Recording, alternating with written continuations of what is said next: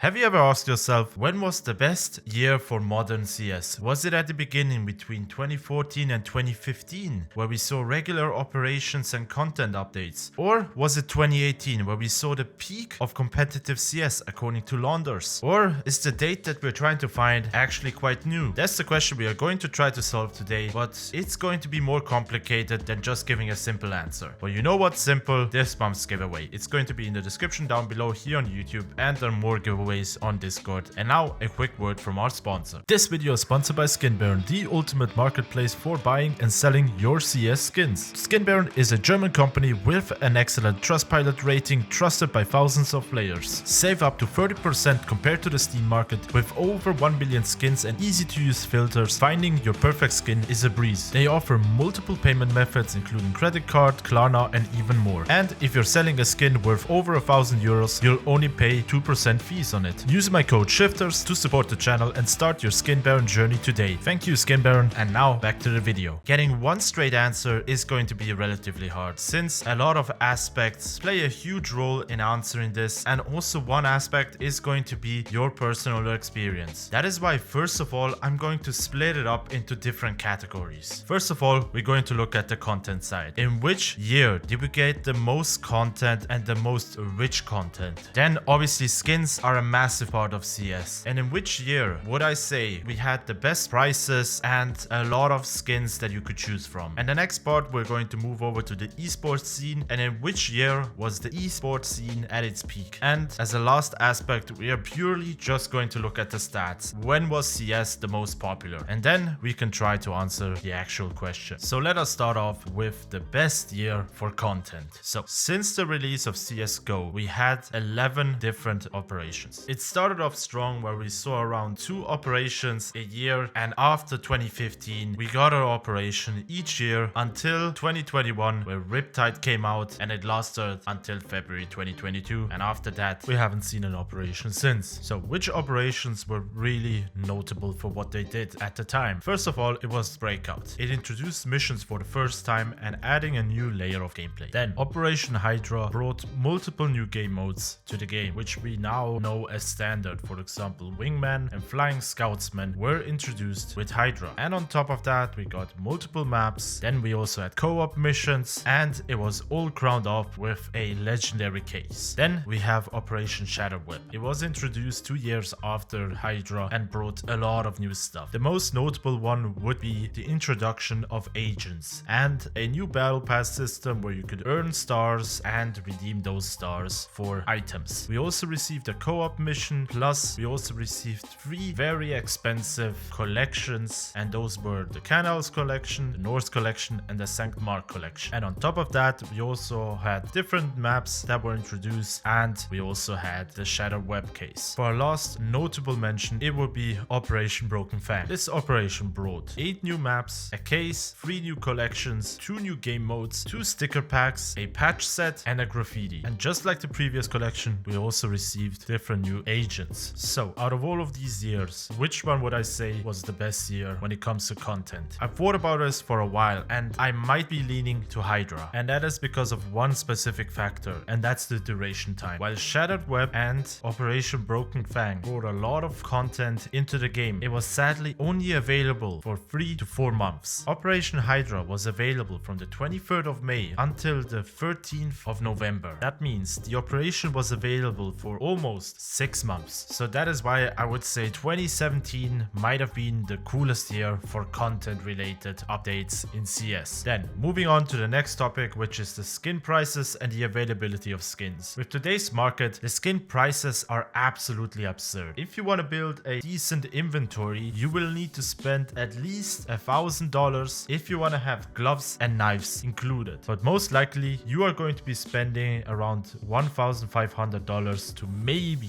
even $2,000. But when we rewind the clock back to like 2014, 2015, the market looked completely different. In 2015, Steam had a policy where an item on the market could not be sold for over $400. So that meant back then a Karambit Crimson Web field tested somewhere in 2016, 2017, maybe even a bit later. It would have cost you around $250 to $200 for this skin. Now it's it's worth over 1,400 euros on the Steam market. And this story goes for basically all of the top tier skins. And also until the end of 2017, we've seen a lot of skins that are now classics. And even though a lot of skins are missing, the prices around 2018 started slowly going up. So that is why I would say 2017 was the last year where I would say we had this perfect balance between price to skin. Now, moving on to the competitive scene. And for this, I will be referencing a lot of infos from Launder's video, since I personally agree with a lot of points he has. And he states that 2018 was the peak year for competitive CS. And that is first of all because of the unpredictable rankings. Unlike the recent years, in 2018 we had multiple strong contenders for the top players. Simple provided peak individual performance and was also voted #1. However, close by was Device with elite consistency and team success. And then you also had Nico, who was dubbed the best rifler ever. On top of that, you had historic team runs. Astralis had arguably the strongest year of any team in CS history. Then Cloud9 won the Boston Major. And overall, there were strong storylines across multiple teams and regions. And maybe when it comes to CSGO only, I would agree with that. However, personally, I might actually say 2024 might have been the best year when it comes to competitive CS. First of all, let's look at the contenders for #1 spot that year. We had Monacy, a young star who was amazing with the AWP. Then out of nowhere, Donk arrived and destroyed people with the AK. And on top of that, you had Saiwu, who was also performing very well. And Nico also stepped it up really well after April, I would say. Then we had great storylines. The Navi storyline with the Major. The team upon that point was seen as a complete underdog compared to FaZe, especially also because Simple was not anymore on the roster. Then you had the Dallas run of G2, or better to say G-Stew. It was a miraculous run, and the summer overall was a very competitive scene between very strong teams where no one could really build up an era. And it all ended off with the first Asian major where Spirit fought against FaZe, who made it again into the finals and arguably had the best round ever played in CS history. But at the end of the day, Spirit won. Donk made it, became the best player of 2024, and the last time this happened was with Olof Meister in 2015. So that is why I'm going to say that 2024 was one of the best years for watching professional Counter-Strike. And now answering the final question, in which year was CS the most popular when we just look at the numbers? And that is very easy to answer, and that's this year, 2025. By just looking at the stats, we have broken the all-time player record this year with 1,862,053 players online at the same time. And the way CS is currently heading, it looks really like this record can be broken again this year, especially after the Austin Major. However, if we want to look at the viewer stats, Twitch, for example, shows that the all-time high where people watched altogether CS, it was 3.5 years ago, and that happened on the 7th November 2021, which was the final of the Stockholm Major, and we almost had 2 million concurrent viewers. So to answer the final question, when was the best year for CS? From a content perspective, it looks like the golden days of CS were somewhere between 2017 and 2021, and from a pure esports scene and statistics, it looks like it is currently the best time. But I think the best years for CS were when you enjoyed the game the most. And I know that's cheesy to say, but I remember a time where I came back from school, everyone was online, we were a 5-man, and we just played CS together. We had fun, it felt like it would never end. There were different events that we could either play together or watch, and there always felt like there was something to do. And those specific days are for everyone different. And that is why for me, it's going to be 2017. Overall, the year was a great year for content, and in that time, a lot of my friends had time to play CS on the regular, where we were all able to enjoy CS. So guys, this has been a long video. Let me know down below what you would say was the best year for you in CS. If you want, you can also write down the categories that I've selected and leave your opinion down below. And as always guys, don't forget to check out all of the relevant links down in the description below, and don't forget to subscribe, like, and hit the notification bell, and I will see you guys on the next one.